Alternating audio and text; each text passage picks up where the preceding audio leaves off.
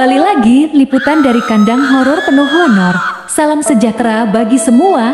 Ham Swastiastu, Namo Buddhaya. Langsung saja akan coba kita kupas, kuliti, kuak, singkap mengenai budidaya BASF tanpa full siklus atau sebagian atau kombinasi. Seperti yang kita ketahui, siklus BASF sendiri terbagi dalam beberapa fase. Dari telur, larva atau maggot, propupa, pupa, kemudian menetas jadi lalat. Dalam satu siklus tersebut membutuhkan waktu kira-kira 45 sampai 60 hari. Dari lama masa siklus dan kendala pada tiap fasenya menyebabkan banyak sekali pembudidaya yang kabur kanginan. Hal inilah yang menyebabkan pembudidaya di sana-sini tidak bisa konsisten dalam berproduksi.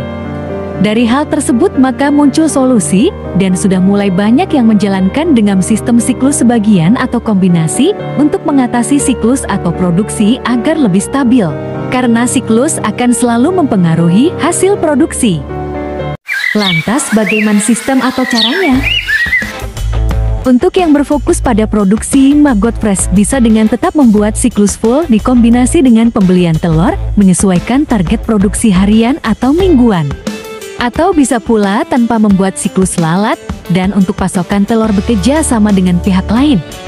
Tentunya harga telur bisa lebih murah atau sesuai kesepakatan agar sama-sama menguntungkan. Dengan model seperti ini, tentunya pasokan telur lebih terjaga dan mudah dihitung hasilnya secara bisnis. Bisa menyingkat waktu, tenaga, biaya, karena hanya berfokus pada pembesaran saja.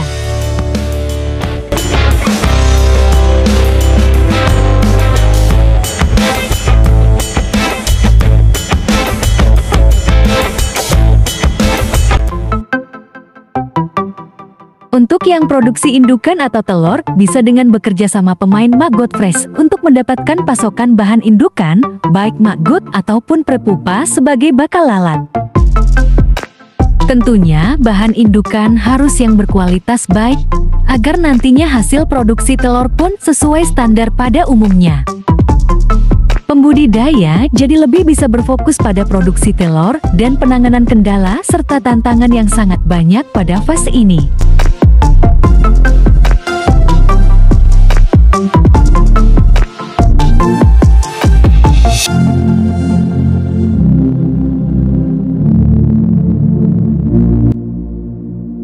Mengapa model atau sistem seperti ini perlu dikembangkan?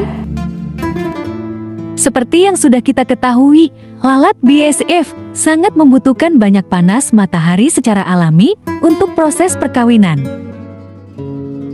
Dan tidak setiap wilayah di Indonesia memiliki sinar matahari yang cukup. Ada beberapa wilayah yang panas kurang, serta sering hujan, jadi sangat tidak ideal untuk memproduksi telur. Belum lagi sangat banyaknya hal-hal detail yang harus diperhatikan dan kendala-kendala selama proses sampai menjadi lalat. Realitanya, banyak sekali pembudidaya yang berhasil di pembesaran, namun gagal atau kurang maksimal dalam pengaturan siklus lalat.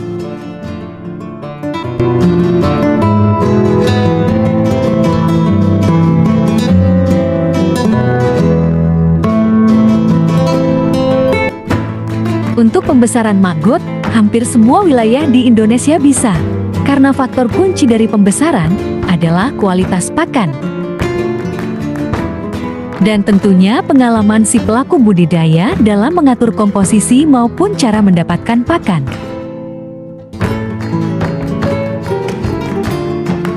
Dari jenis dan kualitas pakan inilah nantinya yang akan sangat menentukan cara perawatan dan kualitas maggot yang dihasilkan.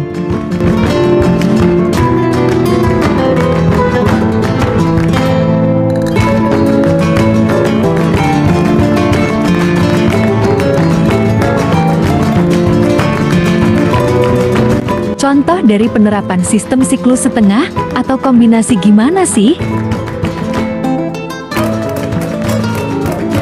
Sebagai contoh, kami sendiri dalam memproduksi telur menggunakan sistem setengah siklus, di mana kami membeli fresh maggot ke peternak, kemudian kita perbaiki kualitasnya lewat pakan yang bagus. Dengan begitu, kita bisa mempersingkat waktu, biaya, tenaga, dan lain-lain.